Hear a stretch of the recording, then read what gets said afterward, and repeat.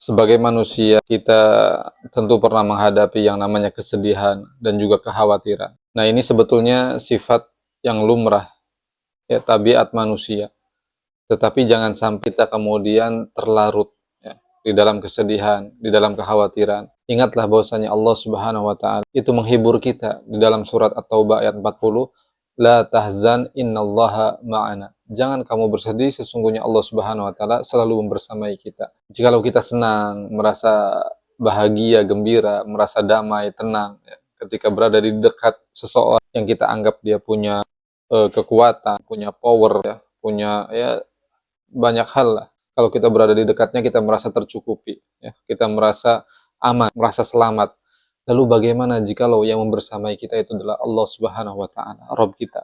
Dan Allah mengatakan hal tersebut, la tahzan innallaha ma'ana. Jangan bersedih, Allah bersama kita. Subhanallah. Kemudian Nabi SAW mengabarkan kepada kita bahwasanya hendaknya kita selalu menata hati kita supaya betul-betul hati kita itu bergantung hanya kepada Allah Subhanahu wa taala. Bertawakal sepenuhnya hanya kepada Allah Subhanahu wa taala. Kata Nabi sallallahu alaihi wasallam, "Lau annakum tawakkaluna 'ala Allah haqqa tawakkulih la razaqakum kama razaqa at-tayr, kama yarzuqu at-tayr."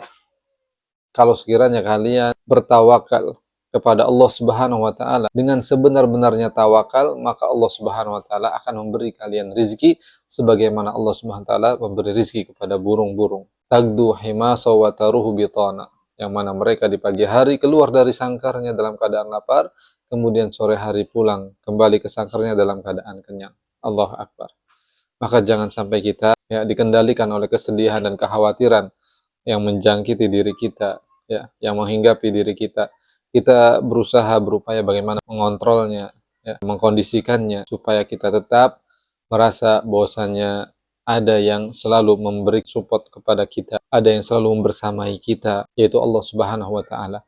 Karena tidaklah Allah Subhanahu wa taala hadirkan masalah-masalah, problem kehidupan, melainkan Allah Subhanahu wa taala juga sediakan solusinya untuk kita. Jikalau kita, ya, melihat masalah itu sebesar kapal yang ada di laut, maka yakinlah bahwasanya rahmat Allah, kasih sayang Allah itu adalah lautan yang luas itu. Subhanallah. Jadi kita hidup ini selalu diliputi oleh rahmat kasih sayang Allah Subhanahu wa taala.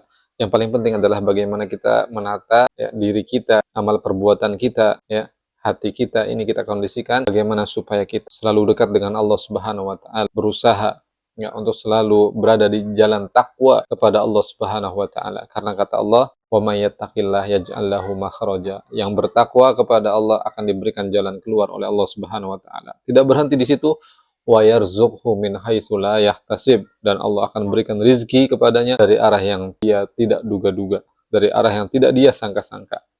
Wa may yatawakkal 'alallah fahuwa hasbuh.